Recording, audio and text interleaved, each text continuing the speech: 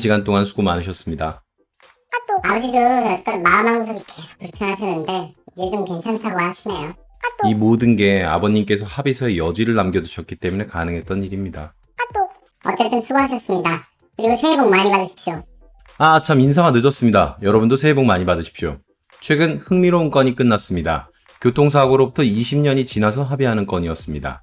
20년이라고 하면 다들 놀라시겠지만 제 건 중에는 26년 만에 합의한 건도 있었답니다. 근데 이런 건들을 살펴보면 대부분 피해자가 어린 아이입니다. 아이들의 경우에는 합의를 늦게 하는 경우가 많죠. 애들은 어떻게 성장할지 모르고 합의금도 적은 편이라 합의를 서두를 이유가 없거든요. 게다가 부모님들이 본인에 대한 합의가 아닌 이상 아이들이라면 주저하기 마련이죠. 그렇다면 아이들의 합의는 어떻게 할까요? 보시기 전에 좋아요랑 구독 부탁드려도 되겠죠?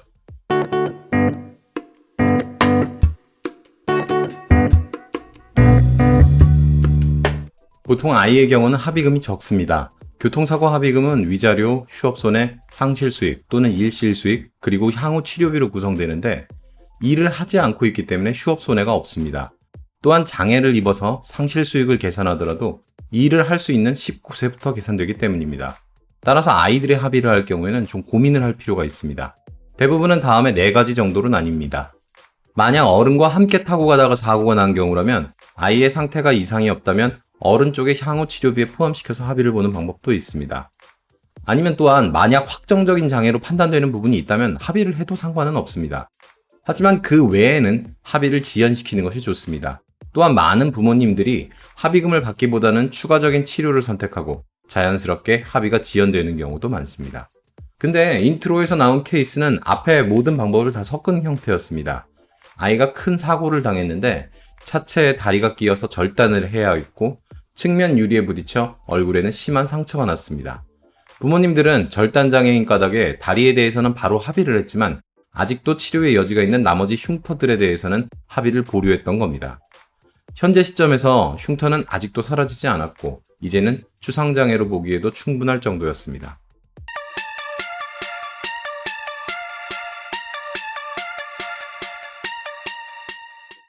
특이한 것은 합의 내용 부분입니다.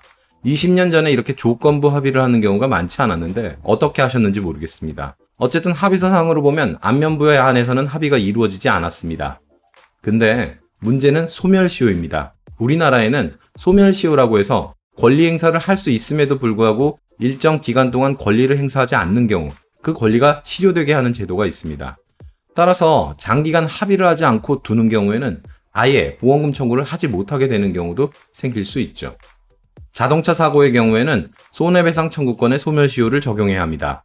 민법상 소멸시효는 사고가 있은 날로부터 10년, 가해자 및 손해를 안 날로부터 3년 내에 소멸합니다. 둘 중 어느 게 먼저 도달하든지 상관없습니다. 따라서 대부분은 안 날로부터 3년 내에 소멸하는 경우가 많습니다. 특히나 이렇게 자동차 보험으로 처리되는 경우는 보험금 청구권 소멸시효도 3년이라 대부분 이 3년이 가장 문제가 됩니다. 따라서 늦게 합의를 보시려는 경우 적어도 3년에 한 번씩은 치료를 하시고 보험사에 치료 비용을 청구해서 소멸시효를 중단시켜 놓을 필요가 있습니다. 근데 보통 3년이 지나면 보험사의 담당자는 아마 바뀌어 있을 겁니다. 그래서 할 때마다 매번 내 담당자가 누군지 찾으시고 그리고 그간의 사정을 설명해야 하실 수도 있습니다.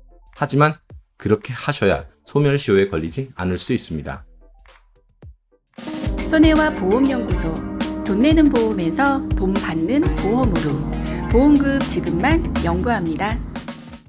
요약 정리 및 예고입니다. 어린아이의 합의는 휴업손해, 상실수익이 빠지기 때문에 금액이 적습니다. 그래서 함께 사고난 어른의 합의에 포함시켜 합의를 하거나 확정적인 장애의 경우에만 합의를 합니다.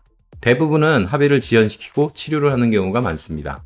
하지만 그럴 경우 소멸시효를 신경 써야 하고 적어도 3년에 한 번씩은 병원에 방문해서 치료해야 합니다.